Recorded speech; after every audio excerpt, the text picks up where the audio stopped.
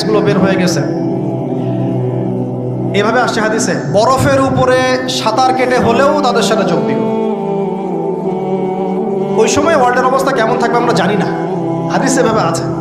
নবীজি বলেছেন, খোরাসান থেকে যে মুজাহিদিনরা বের হবেন তাদেরকে কোনো বাহিনী পরাস্ত করতে পারবে না, এমনকি তারা জেরুজালেম পর্যন্ত পৌঁছে ওটাকে জয় করবে। হাদিস আসছে, কিছু করার নেই। হাদিস সহিহ না জয়ীফ না জাল, ওলামায়ে কেরামকে জিজ্ঞেস করে নিন। এটা হাদিসে আছে, কিছু করার নেই। পৃথিবীর ভবিষ্যৎ লেখা হয়ে গেছে। ইমামুল মাহদী এখান থেকে মদিনা থেকে তিনি পালিয়ে চলে আসবেন মক্কায়। তিনি নেতৃত্ব নিতে চাইবেন না, মানুষ জোর করে তাকে নেতৃত্ব দিবে। হাজার আসওয়াদ এবং মাকাম ইব্রাহিমের মাঝখানে তার হাতে বায়াত নেওয়া হবে। কতজন বায়াত নেবেন? 313 জন। 300। এরপর শাম থেকে একটা বাহিনী তার সাথে যুদ্ধ করতে আসবে। আল্লাহ পাক তাদেরকে মক্কা মদিনার মাঝখানে বাইদা নামক জায়গায় ধসিয়ে দিন, ধসে যাবে, আসতে পারবে না।